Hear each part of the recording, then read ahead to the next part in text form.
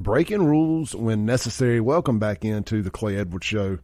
We're live in the Mac Haik of Flowood Chrysler Dodge Jeep Ram Studios. This segment is going to be brought to you by Acme Pizza and Daiquiris. Look, man, it's Friday night. You've worked all week. You don't feel like cooking. You don't feel like cooking tonight. What you want is some pizza delivered to you, or maybe you just want to go in and sit down and eat it. Maybe you want to get it to go. Acme Pizza and Daiquiris out there at Fannin Mart on the Res can handle all of that. That's right. Just go in. They open daily at 4, open late. They got 12 different specialty pizzas. And I talked to Chip yesterday. I think they about to throw some, they got a big smoker out back, like their pig pizza, the barbecuing. They actually smoke the whole Boston butts, pull them apart, and do it just like a barbecue restaurant. This ain't some middle of the mall barbecue. This ain't some frozen pulled pork out of a container. It's legitimate smoked pork. If they have a pizza that has steak on it, it's ribeye. I mean, they go and get the whole ribeye, slice them, the whole 9 yards. You're just not going to get that everywhere. But you can get it at Acme Pizza and Daiquiris. They also have 9 different frozen daiquiris on tap, as well as one of the most fully stocked bars in the area. High-end bourbons, high-end vodkas, tequilas, and all that good stuff. And if you're an old school person, I bet you they even got some kind of fancy scotch. Wasn't that Will Ferrell and Anchorman? Scotch. Anyway, get off track here. Check them out online, Acme Pizza and Daiquiris. Just search it. They're available on all major food delivery apps, including locally owned Take a Break deliveries. Man, great service from those folks. Anytime you can support 2 local businesses in one fell swoop, that's the way to do it. And you can do just that with Acme Pizza and Daiquiris being delivered by Take a Break deliveries. Again, open daily at 4. On the weekends, they're open late. I mean, I'm talking like they're still cooking pies after midnight. So you get that, now that marijuana is legal here, the dispensaries are open. You may get that little late night hunger attack. Acme Pizza and Daiquiris got you covered. All right.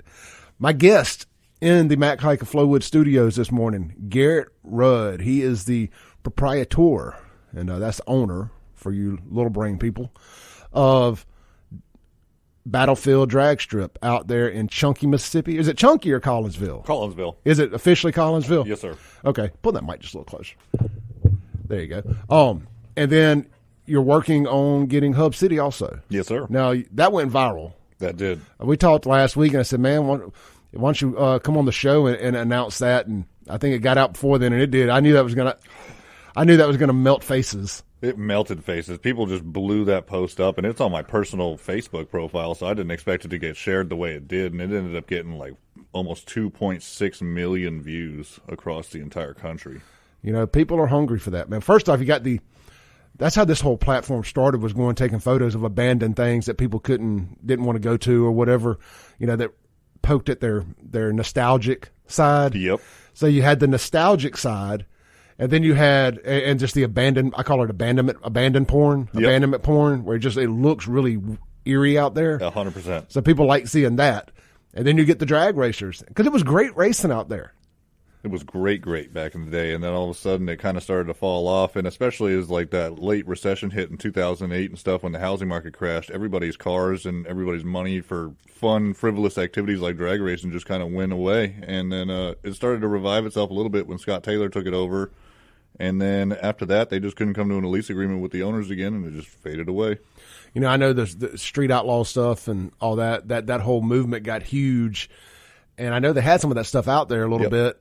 And then the track went away right as it had an opportunity to really take advantage of that national platform. Yes, sir.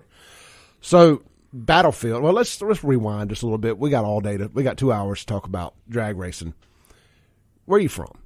I'm originally from Palmdale, California. I was born and raised there. Ended up moving out to Phoenix, Arizona when I was 18 and stayed there for the last 13 years. My boy Afro Man's from Palmdale. Yes, he is. And Hattiesburg, too. So y'all kind of got a similar... We're vibing.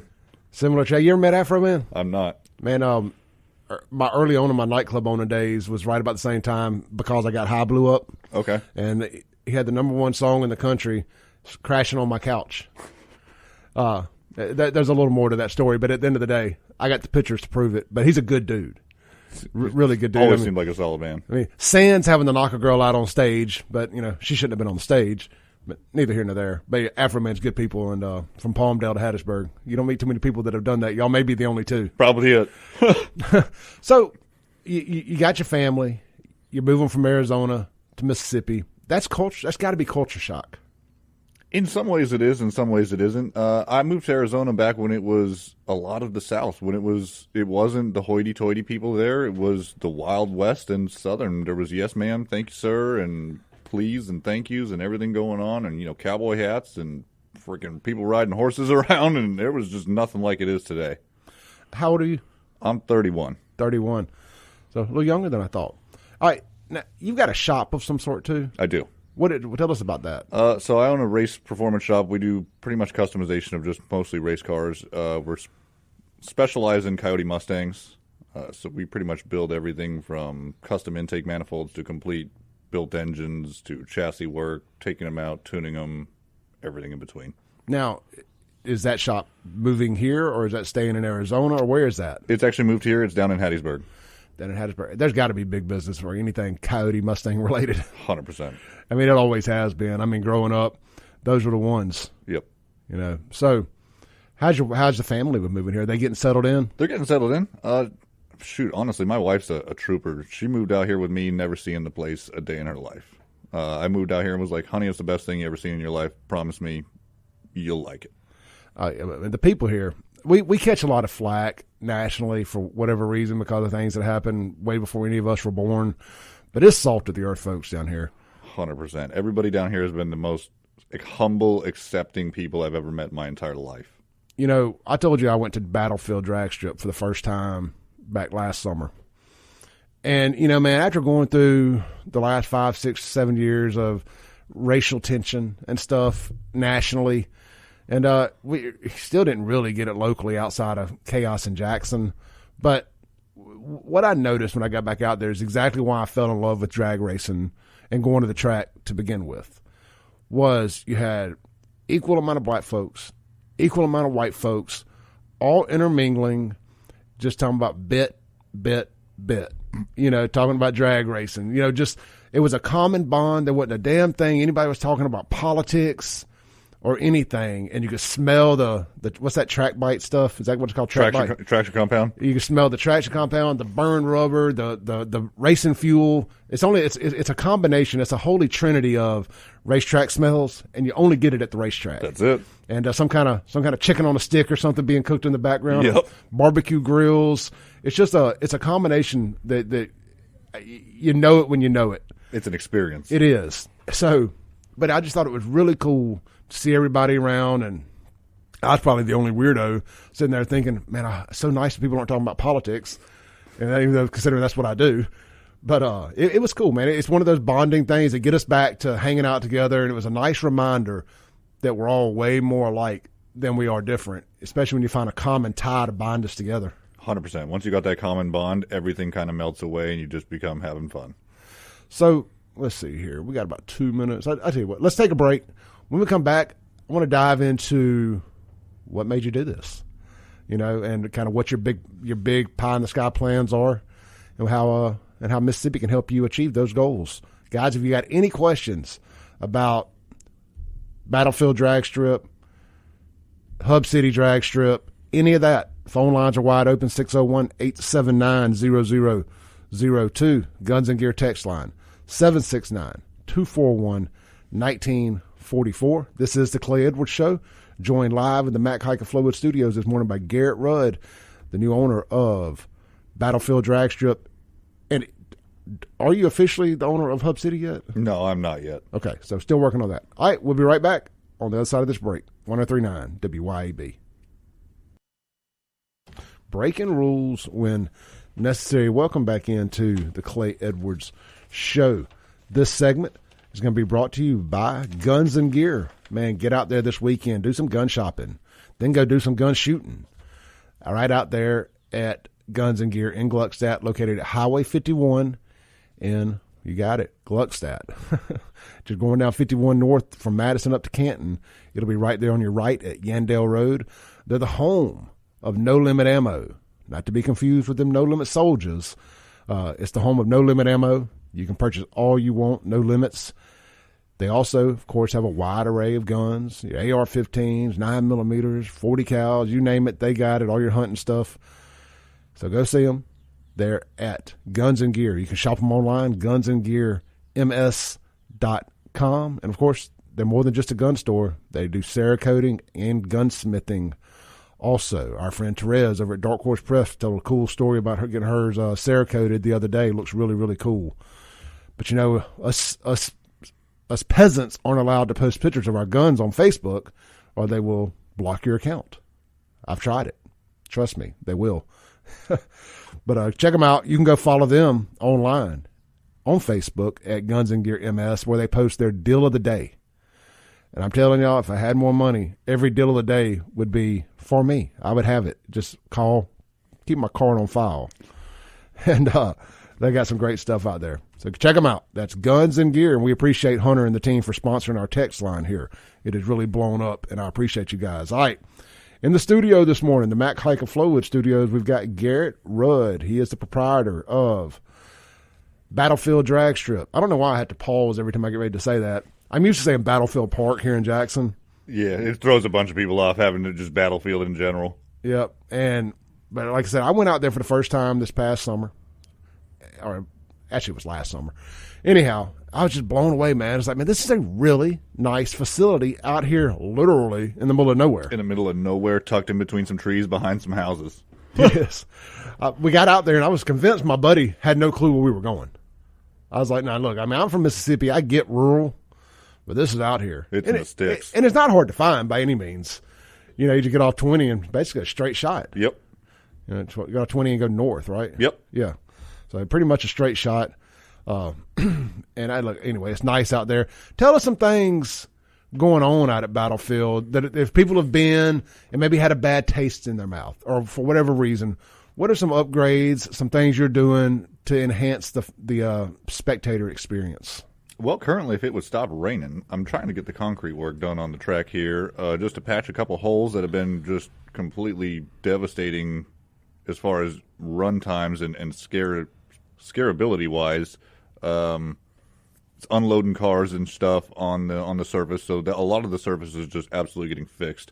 The shutdown area after the racing surface was probably one of the scariest spots. There's a lot of holes and dips out there, especially when you're doing 140 miles an hour like some of these cars are, and you hit some of them big dips and holes and stuff, it'd be scary. So a lot of that stuff is getting fixed up. Just waiting on the weather to cooperate with us and actually just give us 3-4 days of solid dry to actually make something happen. Well, welcome to Mississippi. Yeah, I see that.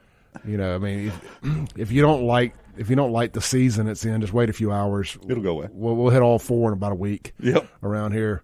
It normally doesn't get cold around here till, like really cold, like this morning cold, till about now. We actually started getting cold, really cold, in December. And that's odd.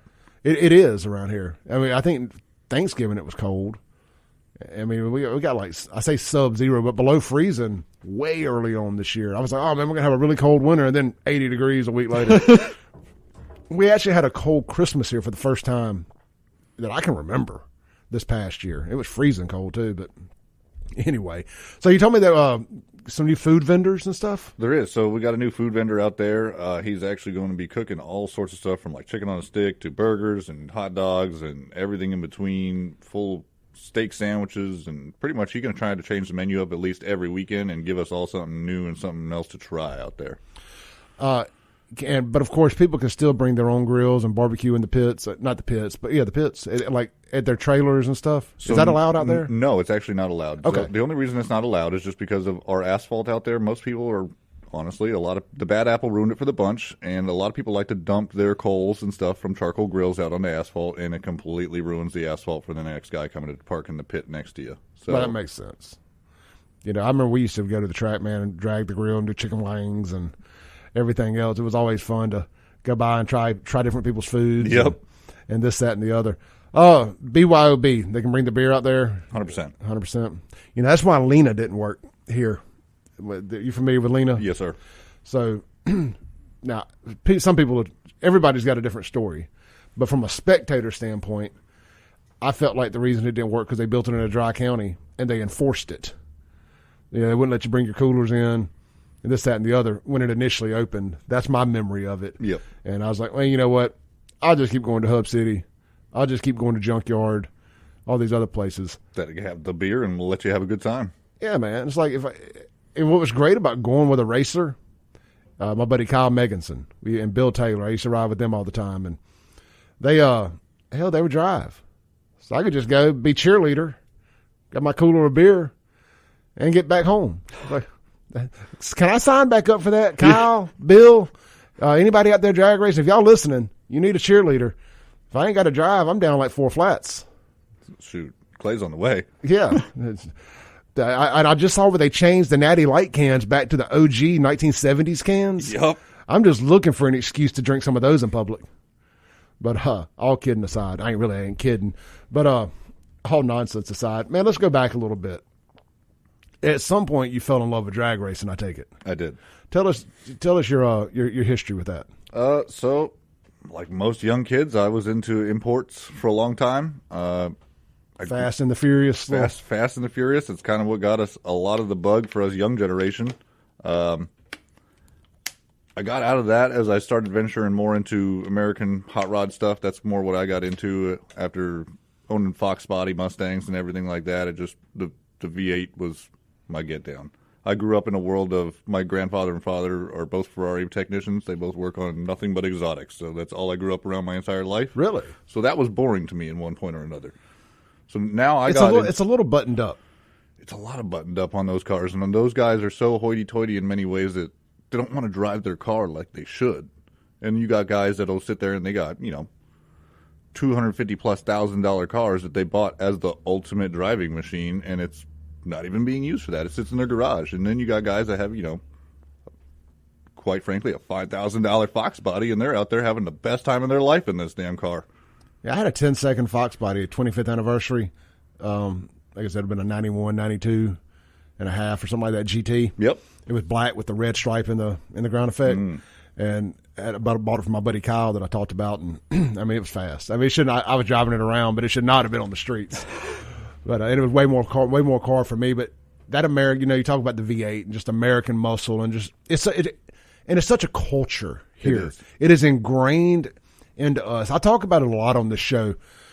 It'll never get the credit it deserves because it's not football or baseball or basketball or whatever. But pound for pound, I bet you dollars to donuts that more people in Mississippi are drag racers than all the other sports combined. Like there's more people into motorsports, maybe not just drag racing, motorsports in general. Motorsports in general. I guarantee there's more people involved in motorsports because anybody with a car can technically be, it's whatever you want it to be, right? Exactly. There are racing fans. Yep. And it's funny because they're in pockets. It's like being a wrestling fan sometimes. Somebody's got to be watching this stuff because it's been on TV for 50 years. And it's still going. It's still going strong. Tracks are still packing out, but it's not water cooler talk. Yep. Unless you're around other racers. That's it. And then it's on. Yep. There's nothing like hanging out at shop and watching people turn wrenches and drink beer and cuss every time they bust their knuckles and all that, and just thinking about the weekend. It's amazing, people will pull their motors out after a race on a Sunday. They get back to the shop, motors out on Monday, and they're talking about these big rebuilds they got to do before next Sunday. Yep. And I'm like, it ain't happening, dog. You are not going to have that ready. And sure enough, on the trailer, still at the track, finishing up right before the first pass. Yep. Don't even know if it's going to crank yet or not. There might be a dude on the trailer putting it together while we're rolling down the road just to get there. Oh yeah, if it's an enclosed, you can bet money it's a guy in the trailer working on it. I've seen it. But so you were right about the hoity-toity. I like that word. I'm gonna borrow that. The hoity-toityness of the high-end import crowd. Yep. And look, this ain't no knock. I love those folks too. I love car people. But I kind of call it like the cars and coffee crowd. Yep. And those events are great. I love seeing exotics. I'm probably just hating because I can't afford one.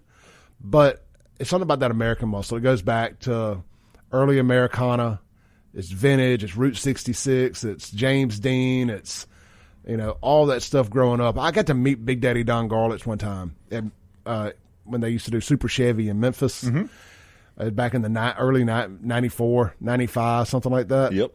And to me, growing up watching those Sunday morning, or maybe it was Saturday morning shows on, I guess it was TNN, now it's Spike TV or whatever it's called, all the different car shows and truck builds, and he had a show that would come on. When we were doing Power Nation back in the day? Yes, all that kind of stuff.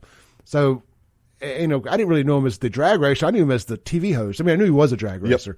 But I just remember getting to meet Big Daddy Don Garlits, and, of course, this is way before camera phones and selfies and all that. But that was just like the coolest thing in the world to me. Because he's the innovator. That man's the one guy that actually brought drag racing forward in many, many ways. I mean, he was John Force before John Force as far as 100%. I think John Force may not get the credit either. He probably does. He does in drag racing circles. But, I mean, he became a household name. Yep. For a sport that's not necessarily a household sport. He was the Dale Earnhardt of drag racing. Yep. He was that name. You may not even know what drag racing is, but you've heard of John Force. And he drives a white Castrol car. Absolutely. I mean, just synonymous. And now his daughters, what he did with them, was it Ashley? Yep. And Brittany. Yeah. I mean, there's champions. That ain't about you. Could you imagine? I want people to think about it for a second. Think about your daughters driving a 250 mile an hour or however fast they go, funny car. That's goals for me. As a guy with just 2 daughters, I dream of having a son as a guy, but now I got my 2 daughters and I ain't trying to have another kid right now. So I got what I got, and luckily the older one is into drag racing and fast cars and fun shit. So we're gonna send her down that road. My buddy Mickey Shaw, Shaw Automotive, he's got his daughter a rail car. Yes, sir. Am I right on this? His daughter, right? Yep. You know Mickey too, don't yep. you? You met Mickey, and I think he just got his son one too. Yep. Yeah, we're looking to bring junior dragsters back and let the kids actually have some fun and get them into something. To me, now see, there you go. I think that's the ticket there. It's getting these kids involved earlier, and I mean the karting and stuff is getting popular in Mississippi finally. Yep. And it's cool to see what they're doing. We had one of them on as a sponsor here for a while, and they the track in the Jackson area just became irreparable and couldn't do business with Jackson, so they're doing it down on the coast now. But there is like a dirt track in Byram that has the Jackson Motor Speedway. I think they also have a small dirt go-kart track too. Okay. Oval. So that's kind of cool. Let's see here. Christy says racer chicks rule. And she's a racer chick. She is our go-kart person. Let's see here on the Guns and Gear text line. Talk to him about street racing on Beasley Road back in the day. Well, he wouldn't know about street racing on Beasley Road. He was in Arizona and California. I was street racing out there though. So right down here. Allegedly. I want to get back to the kids stuff because I think that's a huge opportunity to get people involved. Of course, the barrier to get into it, it's not cheap. But it's not as expensive as most people would think, honestly. Yeah. A lot of these rail cars, you could take your kid out drag racing and do your entire yearly program for probably $5,000 to $10,000. And I know that's a lot of money for a lot of people, but for many of us middle class people, you could sacrifice a few things to give your child a better childhood and move forward in life and give them discipline, etc.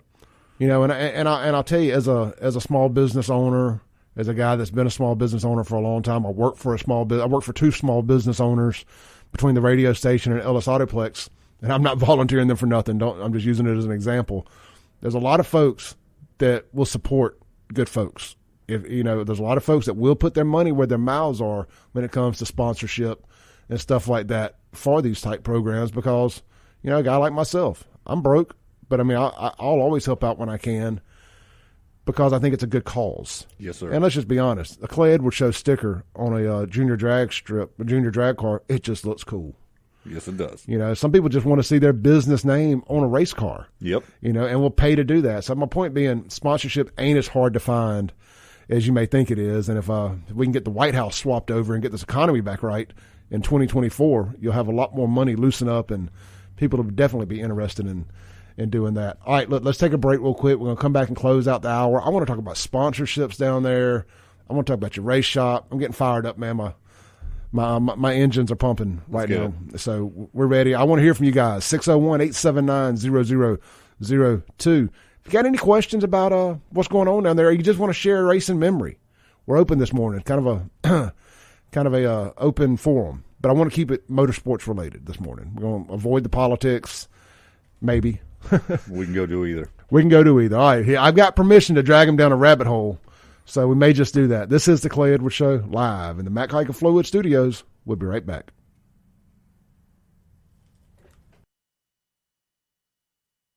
Breaking rules when necessary. Welcome back into the Clay Edwards Show. We're live here in the Mac Haik of Flowood Studios as we wind down this first hour with Garrett Rudd. He's the owner of Battlefield Dragstrip out there in Collinsville, Mississippi. Really, really cool place if you get a chance to get out there. I know we're hoping to promote some races with them and stuff coming up in the spring. Hey, we got about a minute and a half left of this segment, so I'm not going to read an ad. I just want to ask you a couple quick questions, or really one quick question. All this, most important thing is butts and seats. When does the track open? So we'll be open for our first event for a test and tune on February 10th, that Friday night. It's a no prep test and tune, and our first event will be February 11th, that Saturday, for the Cold Wars no prep put on by Dylan Crawford and Hauling Ace Productions. Tell people, you hear no prep get thrown around a lot nowadays. What is no prep? So no prep, it depends. A lot of people have different views of it, but luckily a lot of the promoters that work with me understand what a true no prep is. And a true no prep is I'm going to take the rubber that is down on the surface of our starting line, at least 60 foot out, and scrape it to bare concrete. And then I'm not going to put any traction compound over the entire surface of that track the entire weekend that we are out there. So it's the same street, the same screwed up surface, basically, that everybody's got to get down in one way or another. So the fastest person there wins.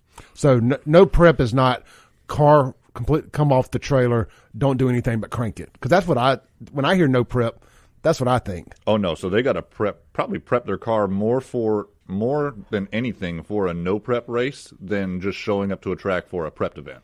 Excellent. I want to hit some more on this. We got to take a break here in about 10 seconds. This is the Clay Edwards Show. We got a whole another hour with Garrett Rudd. Y'all stay tuned. Hit the share button or send it to somebody. Peace.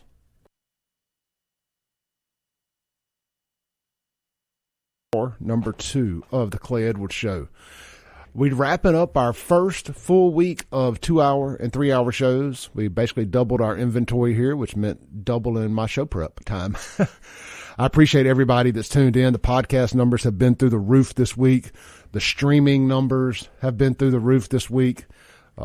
We've made some tweaks to the format and to the content, and it seems like it is resonating with you guys and girls. Man, I'm blown away at how many women listen to this show, and I can tell that from the social media engagement that I get on follow-up posts about the show.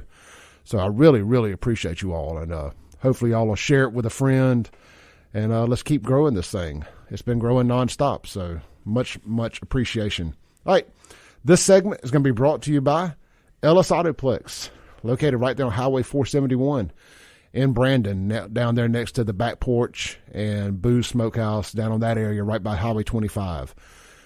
You know, I work there. You know, I sell cars, but also buy cars.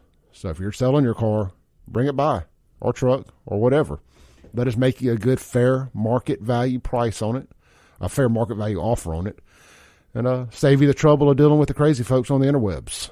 Trust me when I tell you, it's a bunch of crazy folks on the interwebs. A lot of scams. I saw somebody else the other day.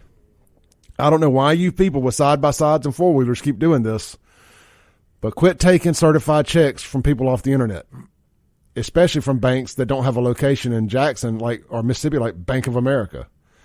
Don't do it. Just don't make them bring you cash and get you a counterfeit bill checker, and don't get your stuff stolen. It's almost comical at this point. I mean, I feel bad for you. It sucks, but don't do it. Quit being so salt of the earth and start having some reservations about something. If something seems too good to be true, it probably ain't true. But I say all that to say this. Our check's good over at Ellis Autoplex. I'll write you a check. You can go right down there to the bank locally and cash it. And you ain't got to worry about none of that. You ain't going to be putting a picture of your vehicle on social media talking about, my vehicle done got stolen because I took a bad check. We ain't going to have that problem. Bring it to me. I'm going to give you a check. And you're going to be able to go cash it right then and there. Guarantee them funds are there. And look, furthermore, if you need a vehicle, I got you. We specialize in trucks 8 to 9 years old or so, 100,000 miles-ish. We get some lower mile stuff every now and then. But if you're looking for a truck in that 20 to 25,000 range, four-door, four-wheel drive, Ellis Autoplex is your one-stop shop. We got you. Of course, we also have some cars and SUVs too, and we have some higher-end trucks, a little more expensive than that if you like the platinum trim levels, the limited trim levels, stuff of that nature. We definitely have that too. Check us out online, ellisautoplex.com. I'll be there today from about 11:30, let's just say noon. We'll be there from noon to 6 today, and I'll be there tomorrow from 11 to 3. But hey, if you let me know you're coming, you don't get off work to 5:30, you can't be there to 6:15. If you'll just shoot me a call or a text, let me know. I will wait for you. Got to make hay when the sun shines. I ain't going to sit there all day and then say, nope, it's 6 o'clock. I don't want to make no money today. Bro, your boy will wait. If you follow me on social media, you see my photos I take with customers. They're all after 6 o'clock. So ain't afraid to be flexible. All right. That's Ellis Autoplex, in case you missed all that. I'm joined in studio this morning by Garrett Rudd. He's the new owner of Battlefield Dragstrip out there in Collinsville, Mississippi. He's also efforting to bring back Hub City. I mean, why stop at one track when you can have them both, huh? Pretty much. You kind of corner the market a little bit there. Shoot, I just seen that it's available, so why not? Yeah. I mean, if you're your competition, it makes things more feasible, doesn't it? Certainly. Makes it easier. I'm only battling myself. You can rotate big races, different promoters, different things, this, that, and the other. So let's go to the Hub City stuff, because I know that generated a ton of press, as we talked about, a ton of social media engagement, and it brought out some people are mad. Somehow, why would people who love drag racing be upset that somebody's trying to bring back one of the legendary tracks? Are they just offended? Are they mad that it ain't their boy doing it? Is it mad maybe they tried? I mean, it's a weird toxic culture. I'll just go out on a limb and say it. I think they're offended.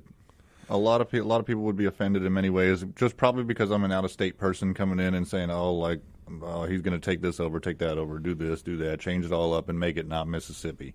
And that's not it's exactly the opposite of what I'd like to do. I'd like to fully ingrain myself into Mississippi culture and become exactly what you all wanted. Yeah, look, I've been chatting with Garrett off air. Let me tell you, I'm co-signing on him. He's one of us. He ain't bringing his California to Mississippi. No. And furthermore, California has a lot more conservatives than Mississippi does. They just also have a lot more left-wing nut jobs than Mississippi does. That's true. I grew up in the sticks out there, so I was just as redneck in California as I would be here. And, for example, back during the 2020 election, do you realize that more people voted for Trump in California than in Texas? Yeah. I mean, just based on population numbers. But to give people perspective of how many conservatives are actually out there, unfortunately, you have the deep blue hellholes like L.A. and San Francisco that skew those numbers, no different than New York or no different than central Mississippi with all the Democrats in Jackson. So, hey, I'm getting a little off track there, but he's good folks. And I'm telling you, we've been chatting for a while now. It's the first time we get to meet each other. This is a guy you want to break bread with. He moved his family here, bought a house down in Collinsville. Hattiesburg, I'm sorry. Yes, sir. Bought a house down in Hattiesburg. I mean, he's right in the thick of it. So let's talk about the Hub City stuff now. Where's that process at? What has to happen next? Did you get approval from the local board? I mean, the city council. That's not actually in the city limits, is it? It's got to be outside the city limits. So it's outside city limits. What the problem was the county ordinances holding it back. I did get approval from the county, dealt with the whole board of supervisors there and the president and everything of that. So got that all situated, talked with their lawyer, and got the approval in writing so that we're good to go for Hub City's revival there. Its current state is I'm just waiting to speak with the owners here at the end of the month about a lease agreement, and we're going to get together in person so we can discuss that because I don't like doing that stuff over the phone or over email. We're talking about a multi-million-dollar transaction here. Exactly. I mean, and the investment into it and all of that. I mean, there's a lot of moving parts. Your typical drag racer guy, man, or fan like myself, probably just sees the pictures of it. Oh, this can't be fixed. Well, man, it takes money to make money, and you're looking to make a big investment into this thing.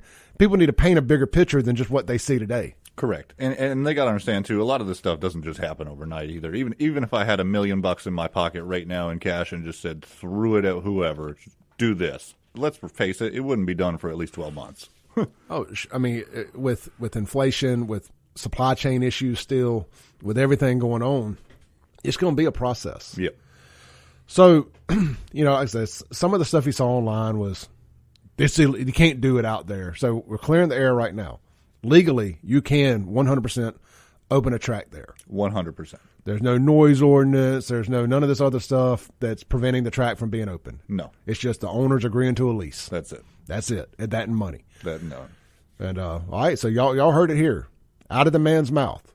All the hearsay, the chatter back and forth online, a lot of it ain't true. The track can be open, and Lord willing, and the creek don't rise, the man sitting across from me is going to be the one to do it. So let me ask you this, though. We talked about the competition thing back and forth between the two tracks. They're not that far apart, really.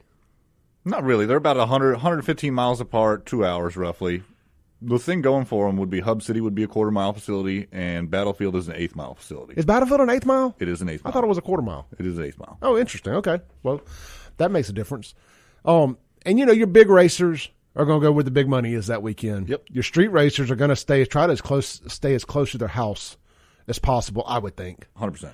Like if I live in Jackson, I'm probably going to go to Hattiesburg. Or the junkyard even. Yeah, junkyard. Man, I loved going to junkyard growing up. Is it still a track? Are they still racing out there? It's still around. Man, I love that laid back, run what you brung, whole just vibe. Always had a fun out there. And a lot of us tracks should support one another in that sense, to just keep each other alive. Just refer them back and forth. Hey, if you're not racing this weekend, go see them out there.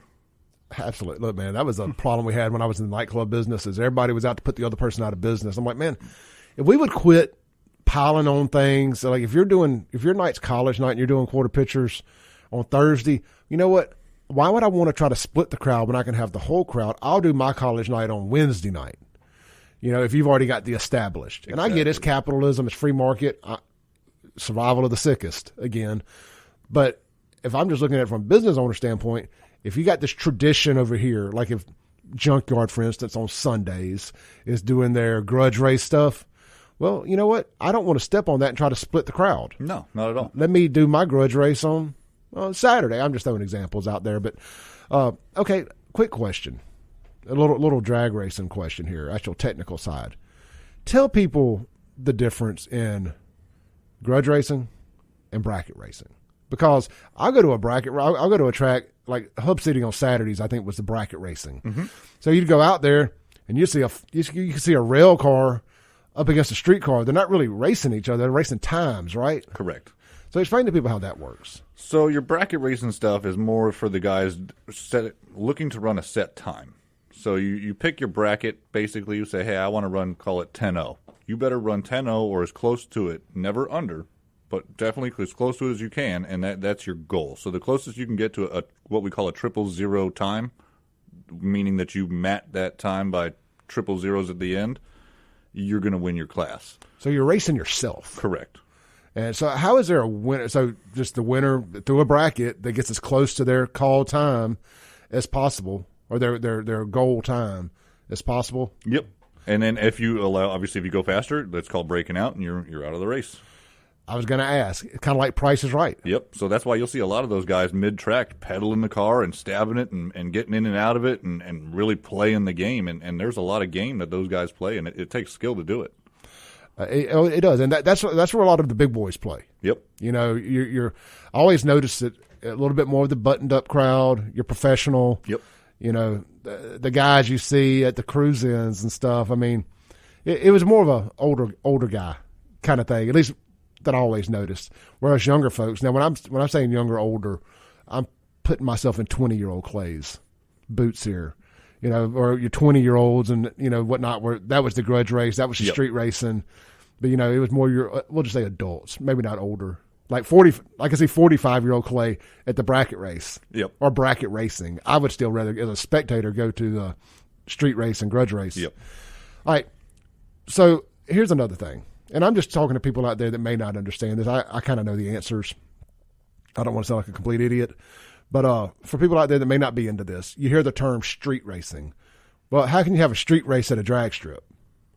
Setting it up more as a no prep. So we're going to set up the track and the surface to act more like the street, and probably worse than the street in many of aspects, where it's slippery, it's hard to get down, and but you're in a safe environment to do it. There's guardrails on the side. There's EMTs on site to make sure that if you crash, you're okay. No cars coming at you. No cars coming at you in reverse direction. You don't have to worry about traffic and the cops rolling up on you and all sorts of other stuff. All right, and that kind of ties into the next question. Street racing and grudge racing, really same thing, right? In many ways, yes. Now, I guess grudge race can be just Paul wants to race Clay, and we're going to see whose car is the fastest. That's grudge racing. Like somebody calling somebody out. Yep. All right, so on a big weekend, like I know you got a big race coming up here soon, where there's these big payouts and this, that, and the other. How is that just, that's basically a bracket, but you got to win your races. I mean, it's comparable cars. So actually, it's not a bracket more than anything. It's more like a grudge race, no prep style. So they're basically fastest man standing and last one standing wins. Got it. So you figure out who you want to race, and you got to race X amount of times. I've just never really understood how. This is where I don't know. Is how they actually come up. Say there's a 25,000 winner take all kind of race. Mm-hmm. How do you get to the winner take all part? How is the winner, the final last man standing determined? So typically we're doing like a name draw out of call it like a chip draw out of a hat. So we'll put there's 25 racers. We're going to put 25 chips in there, and each one is going to be, every other one's going to be like a certain color, or it will match up with the other ones so that you can pair together. And everybody will draw out of said hat, and once you pair it up, we're good. We'll get those races going, and then whoever won that one, you'll come back, redraw, and do it all over again until we're done. That's how the races are set. Yes, sir. And you do per class, right? Yeah, so we'll have like a small tire, big tire, full street driver class, everything in between. All right, I think that's really cool. Let's take a break real quick. You guys have been blowing the text up. I'm going to read them when we come back. We're joined in studio this morning in the Haik of Flowood studios by Garrett Rudd. He's the new owner of Battlefield Dragstrip out there in Collinsville, Mississippi, and he is efforting to open up Hub City, moving here and making a big impact in Mississippi. We like it. We'll be right back on 103.9 WYAB. Breaking rules when necessary. Welcome back into the Clay Edwards Show. Hey, look, man, we want to welcome a new sponsor to the show, and we'll be telling you a lot about them over the next year. Especially going into next week and the 1st of February or so. But I just want to wet your whistle a little bit here and welcome Stonington Farms to the show.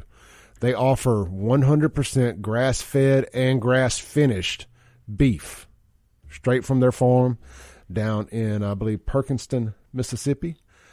They met me up here last week. I think they deliver locally around once a week or so up here into the Jackson area, central Mississippi area. They met me out there at the Home Depot in Brandon. And several other folks. You put your order in ahead of time, and they'll bring it to you. I got 10 pounds of ribeye, 10 pounds of sirloin, 10 pounds of ground beef. Brought it up, man. I cooked some of the steaks the other night. I posted a picture of them on my Facebook page. I kid you not, and I'm not just saying this because I came on the show as a sponsor. I said it last week. It's one of the best steaks I've ever eaten in my life. The taste difference in grass-fed and grass-finished compared to grain-fed or grass-fed and grain-finished, it's not even the same piece of meat. It is phenomenal. Highly recommend it. Very healthy, and we're going to be telling you more about it. But in the meantime, if you want to, check out StoningtonFarm.com. And if you're like, Clay, how do you spell Stonington? It's STONINGTON. Just spelled it like it sounds. StoningtonFarm.com. Or just go to Google and type in Stonington Farm. You will not be disappointed. We'll be talking a lot more about them, but I thought I'd go on and drop them there for you, let you know, because I'm probably going to be cooking some Stonington Farm meat this weekend. I got a couple pounds of ground beef defrosting that I'm thinking about making some tacos out of. Some good ground beef tacos with my keto shells. Try to make it as healthy as possible when I can. All right. Joined live here in the Haik of Flowood studios by Garrett Rudd, proprietor of Battlefield Dragstrip and a hopeful proprietor of Hub City Dragstrip. Garrett, you're thinking you'll know something kind of one way or another here in the next 30 days? Oh, yeah. On Hub City? Oh, yeah. And, you're probably looking at minimum a year to get it ready to open. Correct. Yeah. So, we'll be sitting back here. So by next spring, if all goes well. If all goes well, definitely by next spring we should at least have an opening of the facility at that point. It may not be 100% finished, but it will definitely be open by then. Yeah, the track will be ready, and people can pull their trucks up to the fences and tailgate and all that stuff. Yep. That's interesting. I think something that a lot of tracks around here miss, and I love the tailgate and vibe and doing all that. But something that we don't have here is very many amenities at tracks. Like say like a VIP party deck type thing, or suites, and not everybody can afford suites. Maybe that's not even a good analogy, but that is good for sponsors. Yep.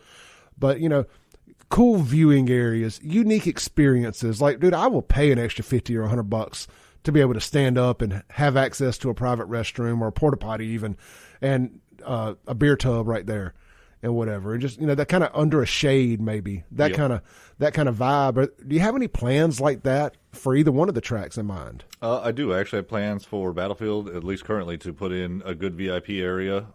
Probably going to be up on the tower, so you're going to have a good viewing over the bridge.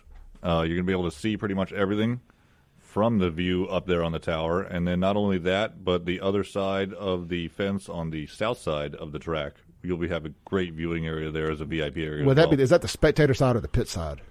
Spectator side. Spectator side, okay. That's the side you come into the track from, right? Yes, sir.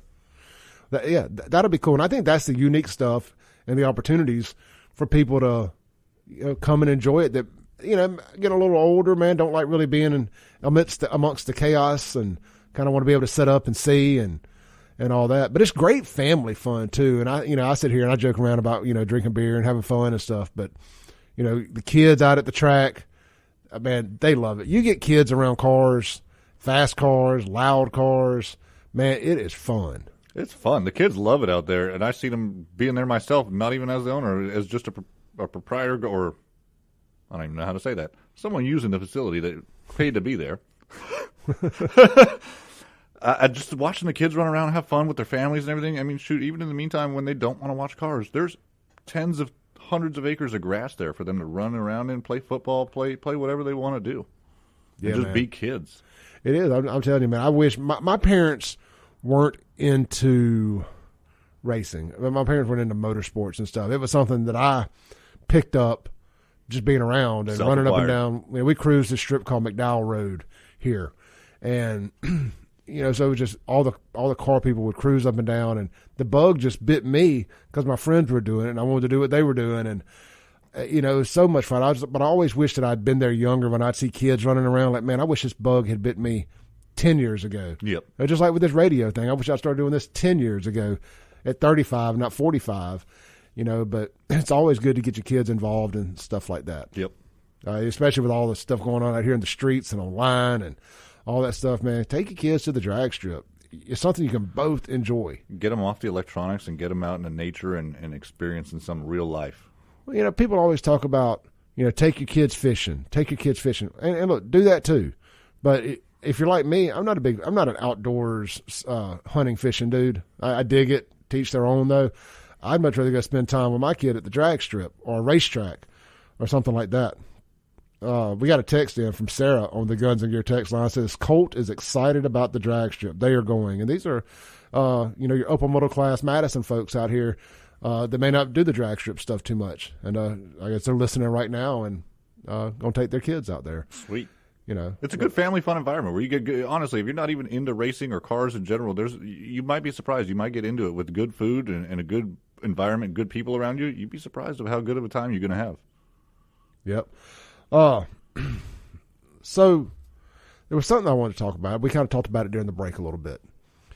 And it seems like there was a lull, and I can only speak for Mississippi, but it's like there was a lull in enthusiasm for cars and hot rods and car culture.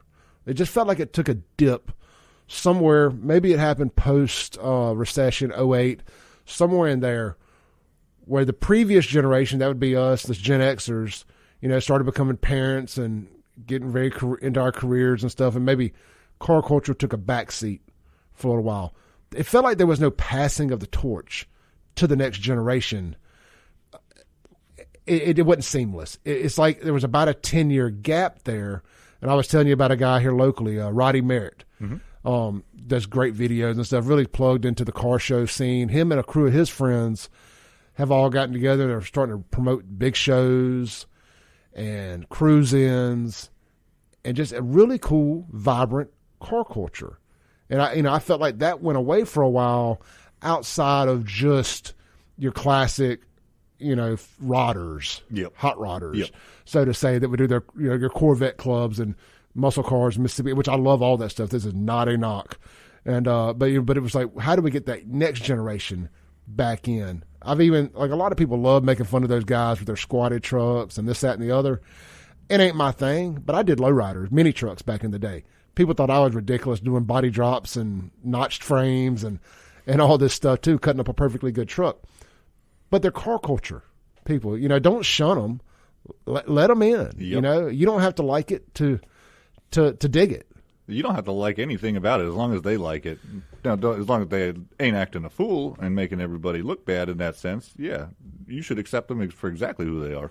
I always thought car culture was the true the word that gets thrown around here a lot lately is inclusive. Everybody's welcomed. Everybody's welcome. Car culture was always that thing that was very inclusive before people even knew what inclusive was. Yes. And I noticed actually in the middle of that lull that we were talking about that car culture became less inclusive during that short period of time right there where it was very cliquey and people didn't want to talk to one another or let you in and say hi even.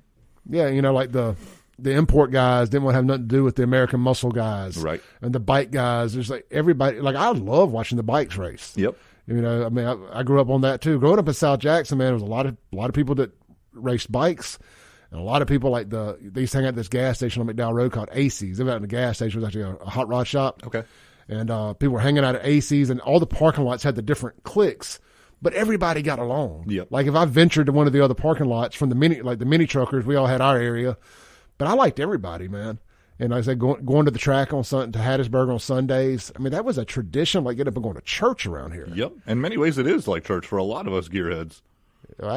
Absolutely. So it's cool seeing the scene come back, and again, people are starting to do these big shows and stuff, and they really ramp up. And maybe it was just me. Maybe I unplugged for a while, for about 10 years, but I just didn't feel like I was seeing the culture. And when I refer to it, I just mean custom vehicle. It can be jacked up Jeeps. It can be lowered trucks. It can be race cars. You just didn't see as much stuff riding around. No, you didn't. I honestly, I can't put my finger on what happened to it. Like we were saying, maybe the recession killed it, but something happened there for a lull of 10 years. Here's one thing it could be. It's just new cars have gotten very boring, very homogenized. Just everything's kind of the same, and they've gotten very expensive. Yes. So I think it took a little while for maybe cars, a certain value car, to come down where people could afford it, to customize it. That could always be part of it too. I think cash for clunkers hurt the car market.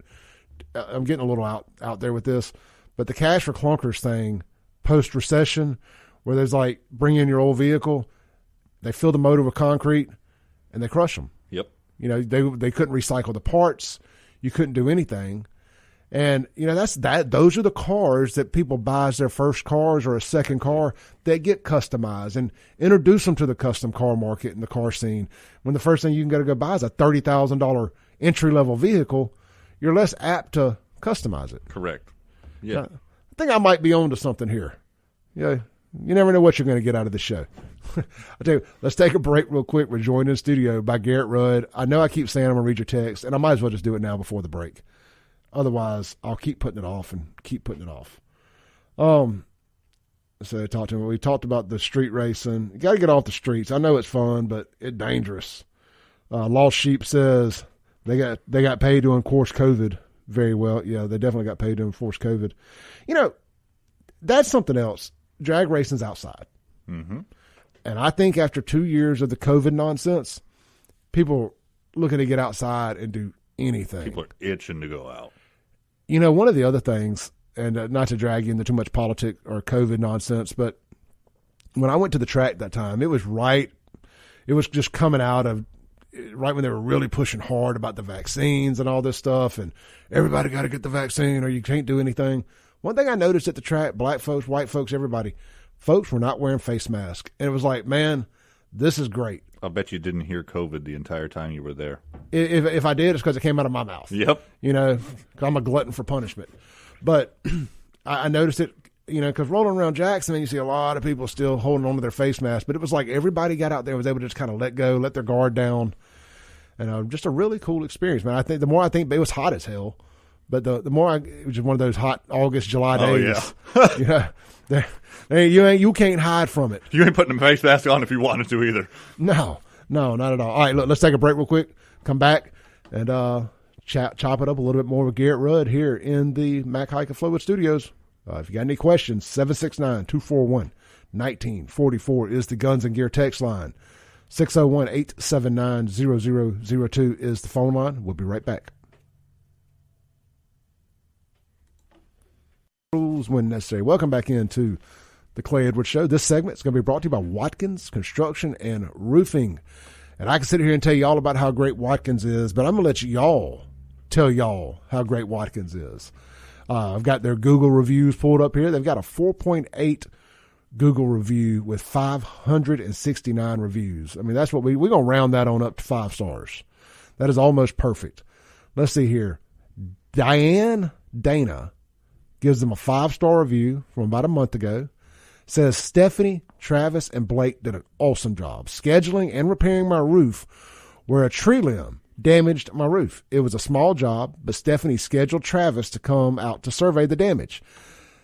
The day after I called, so he came out to survey the damage the day after she called. Says Blake got a 2-man crew out to repair the hole. They did a great job. Thank you, Watkins, for the quick response and professional job. So she calls on a Monday, for example. They were out there on Tuesday. You can't beat that. You cannot beat that. If you have any storm damage or you just need to get your roof repaired or replaced, you know, every 10 years or so, you need to get your roof replaced, shingles, all that, especially here in this hot Mississippi heat. Check out Watkins Construction and Roofing. They work great with your insurance company, and they're not going to just sell you a roof because they make more money. They're going to, if it can just be fixed, they're just going to fix it for you, or at least give you the option. Good, locally owned, locally operated. They give back to they're constantly giving back to the community. That's Watkins Construction and Roofing. You can check them out online at watkinsconstructioninc.com, or as always, with any of my sponsors, if you have any questions, you can't find them, get in touch with me and I will get you in touch with them. All right, joined in studio this morning, Garrett Rudd. He is the owner of Battlefield Dragstrip and potentially Hub City Dragstrip here in the near future. And Battlefield is located out there in Collinsville. Some people call it Chunky out that way. Mm-hmm. You know, it's in that general vicinity. Super nice track, just a hidden gem down there. Again, when I went down there for the first time a couple summers ago, I loved the big walkover. I didn't go up there, but it's got a cool walkover at the start-finish line or right there at it, at the staging area. Yes, sir. And you got new concessions coming in. You've got all kind of things planned. You're getting being resurfaced in a lot of areas. That's big. That's the little stuff that people don't think about. You know, one of the other things I liked is I noticed that pretty much all the driving area during the pits is paved. Yes. You know, not a lot of gravel. Nope. Or anything like that. So, you know, again, that's stuff that matters. If it's been raining or you're going to be dealing with a bunch of mud and all that, you're not. You know, you've got a good area out there. It's a well taken care of facility, restrooms, the whole 9 yards. Stuff for the kids to do. And isn't there a jungle gym or something out there? There was a place out there. It got knocked down at one point or another, and I ended up just trashing it. My goal for this year, at least for the kiddos, is probably to buy a jump house so that we could bring it out at it every day when we're racing and let the kids go to town and go jump in a little jumper or something. Yeah, and I know a guy that does that rents those and got the rock crawl wall and all kind of cool stuff. If you need a number for anybody, I don't know about selling them, but you see people that are always selling those things too. They kind of got into it and realized this is more work than I anticipated. Yep. There's a few more people doing this than I thought were doing it. Yeah. But my buddy Chad Horton has a business doing that. He owns a crawfish place here locally. So I did ask him over off air if he had ever had crawfish before. I know that is something we do here regularly, and he has had crawfish before. So he is officially a Mississippian. Oh, I'm born yet. He is officially a Mississippian. All right, so racing starts back up February 10th and 11th at Battlefield. Yes, sir. So we're looking forward to that.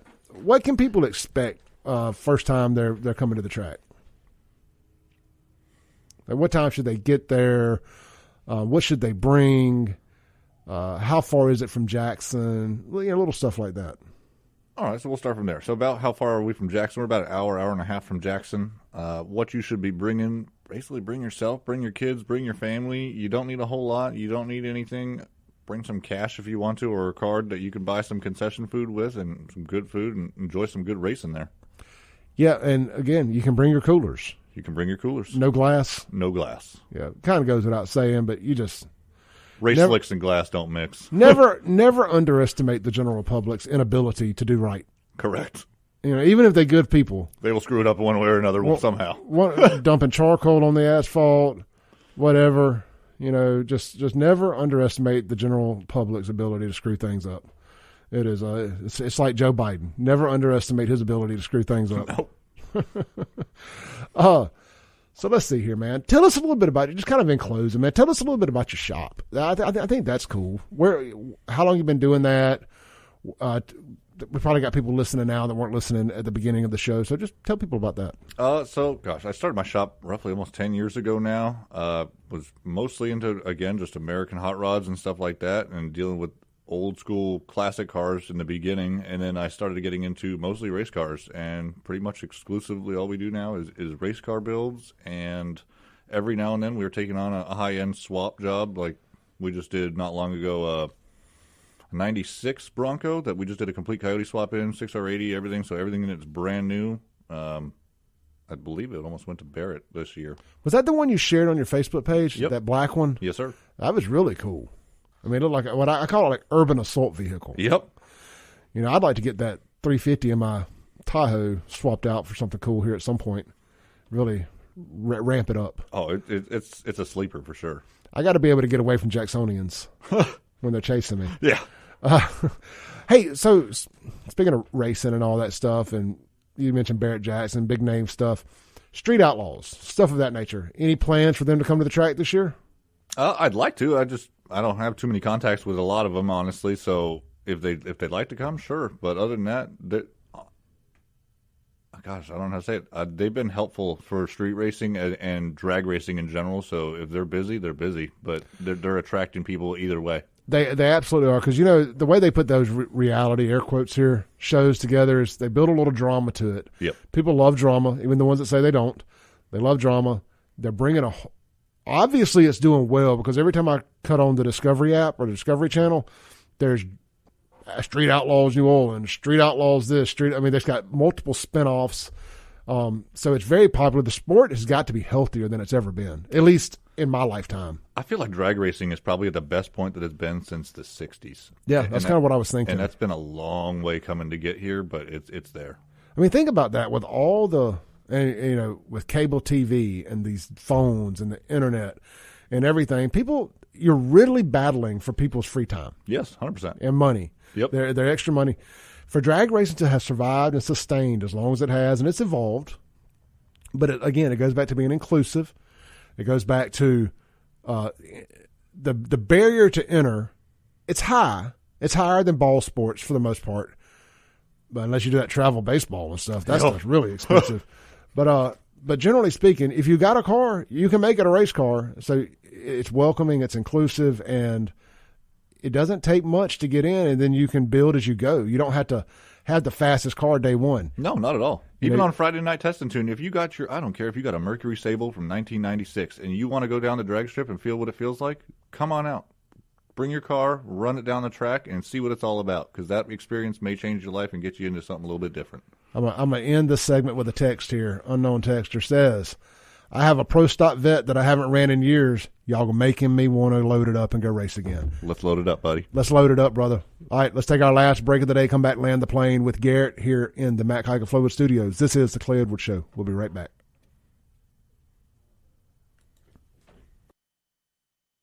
Breaking rules when necessary, man. We had a great show today here on 103.9 WYAB. I've had Garrett Rudd in the studio with me. Garrett, we got about a minute left. I was going to ask you, let's just say this. He's taking the family-friendly aspect of this thing serious. If you went to a track previously and down there at the staging area, it was 300-400 people smoking pot, drinking, all this, that, and the other, that ain't going to be going on anymore. They're cleaning things up, and it's going to be a nice family-friendly atmosphere out there. But, hey, I will say this. If you got your kid out past 10, 11 o'clock on a weekend and things start getting adulty, they might see some stuff. They may see some stuff. I mean, have some common sense, too. Maybe it's time to, about 9 o'clock, it's time to get the kids on out of there. Mm-hmm. But that just is what it is. That's life in the big city. How can they find you on social media, the track social media page, website, any of that? You can find me on social media at Facebook, Garrett Rudd, and you can find Battlefield on social media at Facebook at Battlefield Dragstrip. Battlefield Dragstrip. And you said that there may be some live streaming opportunities and stuff coming up, too, possibly. Yes, sir. We're going to be looking forward to that. Look, we're going to be partnering with Battlefield and Garrett here to promote some races, hopefully. And so stay tuned. I'm going to keep you plugged in, man. We're going to bring motorsports back to Mississippi, and I want to be a key part of that.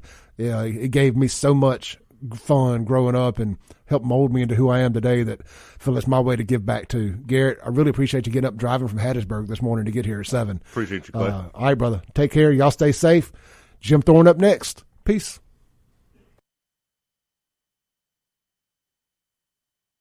Thanks for listening. Tune in next week as the Clay Edwards Show discusses all that is going on in and around the city of Jackson. This concludes our broadcast day. Right here on 103.9 WYAB.